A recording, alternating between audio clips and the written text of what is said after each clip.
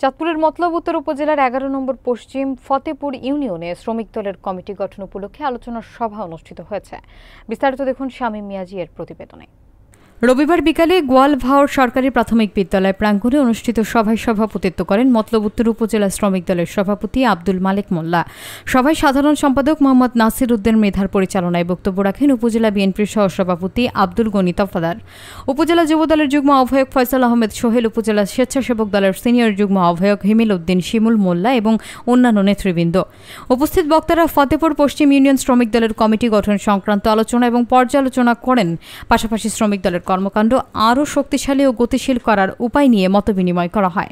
সভায় শ্রমিক দল এবং সহযোগী অন্যান্য সংগঠনের নেতৃবৃন্দ অংশগ্রহণ করেন।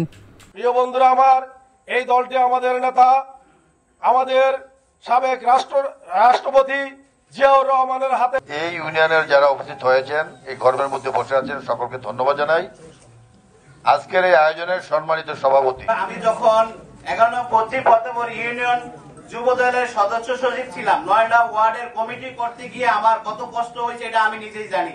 যখন যাই বলতাম সবুজ ভাই আমরা আমার এই 11 নং পশ্চিম ফতেপুর ইউনিয়ন যুব দলের একটা পোস্টে সম্মানিত করতে চাই, তখন সবুজ ভাই বলতো, ভাই আমি জন্মের পর থেকে বিএনপি করি, মরার আগ পর্যন্ত করব, কিন্তু আমার কোনো পোস্ট লাগবে না, আমি আছি সর্ব সময় আপনাদের সাথে কাজ করব এবং করব।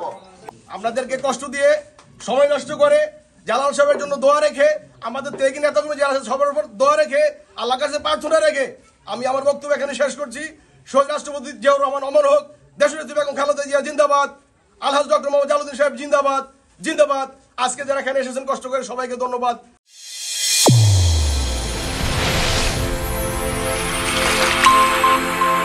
চ্যানেল A1 হৃদয়ের স্পন্দন।